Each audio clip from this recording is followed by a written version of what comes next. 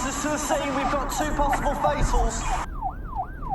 Folie, deux, or the madness of two, is a shared delusional disorder in which symptoms of a delusional belief, and in some cases even hallucinations, can be passed from one person to another. Experts say that the closer the two people are, the stronger the bond, and therefore those beliefs would be. Have you ever sat with a friend and you start to talk about spooky stuff or ghost stories and you start to get the creeps? Even if someone was suddenly like, "Shh, do you hear that?"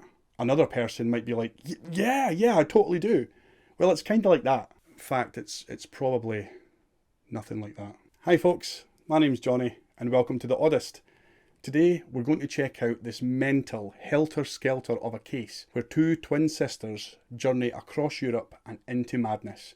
One that results in some insane behaviour caught on national TV and the murder of an innocent man. Let's take a wee look at the Eriksson Twins.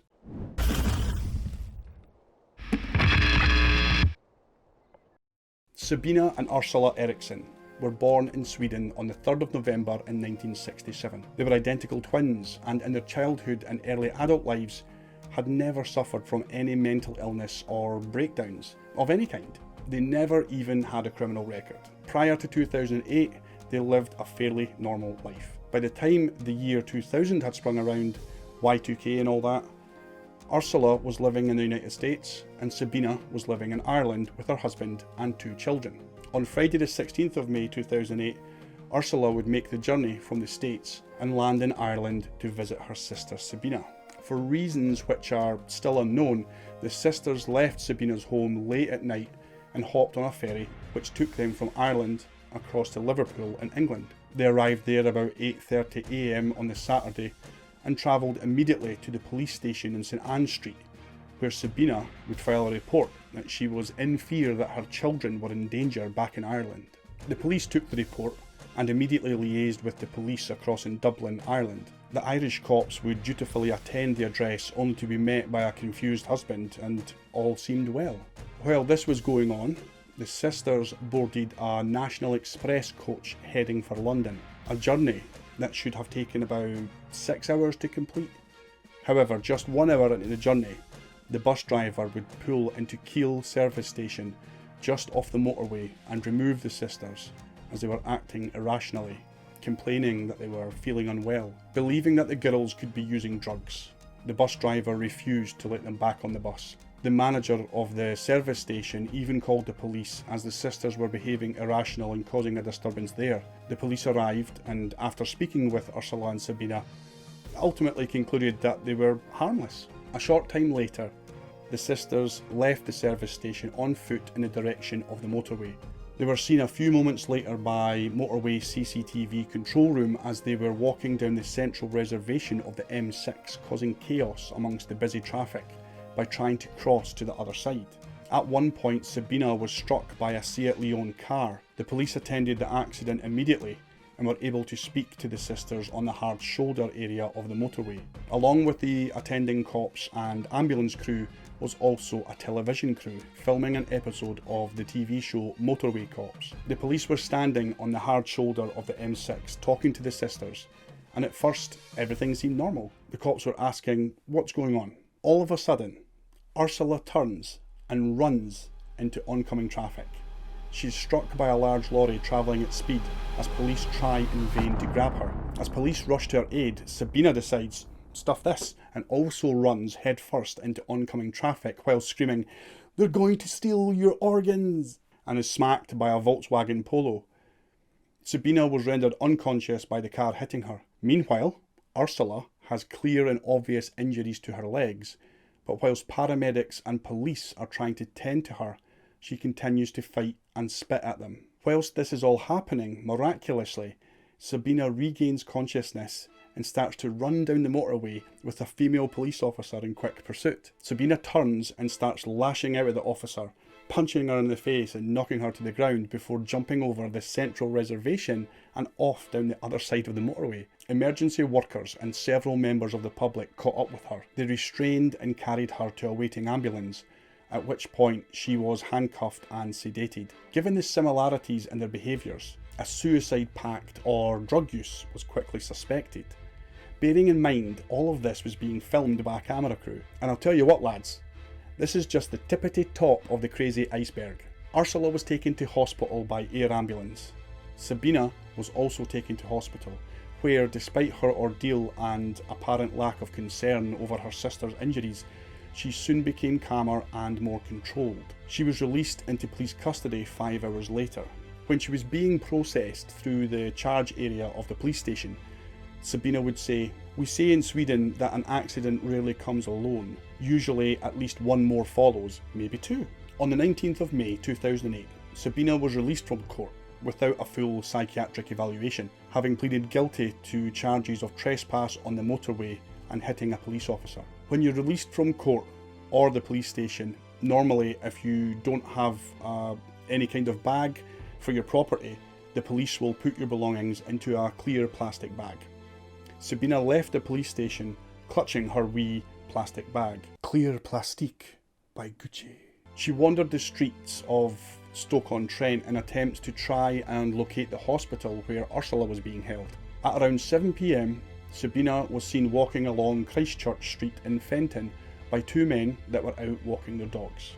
One of the men was 54-year-old Glenn Hollinshead, a self-employed welder, qualified paramedic and former RAF airman. The other was Glenn's friend Peter Malloy. Sabina approached the men and seemed friendly. She stroked the dogs and struck up a conversation. The 3 of them would stand and exchange chit-chat for a wee bit, but Malloy would later say that he felt uneasy around her because she herself seemed anxious and nervous.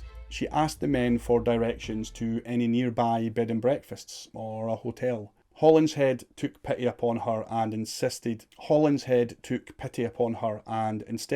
offered to take her back to his house at nearby Duke Street. Sabina accepted and relaxed as she began to relate how she was trying to locate her hospitalised sister. Back at the house over drinks, her odd behaviour continued as she constantly got up and looked out the window, leading Malloy to assume that she had run away from an abusive partner. She would do things like offer the men cigarettes only to snatch them back out of their mouths, claiming that it was poison. Malloy would leave the house shortly before midnight. Sabina would stay the night in the spare room there. The next morning, Glenn would get on his phone and start phoning around in order to try and help Sabina trace which hospital Ursula was in. He even called his brother to see if he could help. Sabina stayed there for the remainder of the day. Around dinner time, Glenn would go to make them both a cup of tea and noticed that he had run out of tea bags. Not to worry though, he'll just pop to the neighbours and borrow a few there. As he was standing outside the back door talking to his neighbour, he stepped back into his kitchen to put the kettle on. A few moments later, he appeared again at the back door, only this time covered in blood. He said to his neighbour, "She stabbed me," before collapsing to the ground and quickly dying from his injuries. His last words before he died were, "Look after my dog for me." As the neighbour ran into his house to call 999, Sabina fled Glenn's house clutching a hammer. She was seen soon after by CCTV smacking herself in the head and face with the hammer as she continued to run down the street. A passing motorist saw what was going on and stopped his car in an effort to help the clearly distressed lassie. She lashed out at him, but he was able to wrestle the hammer out of her hands. Sabina reached into her pocket and pulled out a roof tile. Where did she get that? She smacked the poor guy on the back of the head with the roof tile, knocking him to the ground. By this time, police and paramedics had arrived nearby and chased her. The pursuit ended at Heron Cross, where Sabina climbed over the guardrail and jumped off the bridge, 40 feet down onto the A50 below, instantly shattering both ankles and fracturing her skull. She was arrested on the 6th of June 2008, while still in hospital for her injuries. She remained in hospital under police supervision until she was discharged, still in a wheelchair, on the 11th of September, at which point she was taken into custody and charged with murder that same day. The trial was scheduled for February 2009, but was adjourned after the court encountered difficulties in obtaining her medical records back from Sweden. The trial was then scheduled to start on the 1st of September 2009. She pleaded guilty to manslaughter with diminished capacity. That's basically the same as saying reason of insanity. At no time during the whole process of interrogation or even during her trial did she ever try to explain her actions. She stabbed Glenn Hollinshead 5 times with a kitchen knife. At no point was the video footage from the M6 motorway incident ever shown in court. Her defence lawyers claimed that she was insane at the time of the murder, but funnily enough, by some miracle, she became sane just prior to the trial. Funny how that works. The defence counsel in the trial claimed that Eriksson was a secondary sufferer of folie deux, influenced by the presence or perceived presence of her twin sister, the primary sufferer. She was sentenced to 5 years in prison. See, that's the thing with the UK justice system, guys. Just come here and commit crime. Apparently, killing someone is only worth 5 years of your own life, whilst serving her time in prison. Sabina turned to Christianity. Of course she would.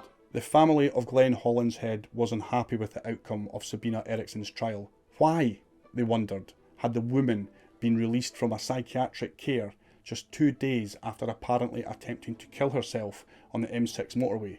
Ursula reportedly went back to the United States after this incident. Whilst Sabina was released on parole in 2011, it's believed she returned to Europe. As for exactly what happened that set off the bizarre chain of events for the twin Eriksson sisters, that remains a mystery. Well folks, it's that time again. Thank you ever so much for sticking with me through this rollercoaster story. I'm wishing you all the very best, and remember, keep smiling.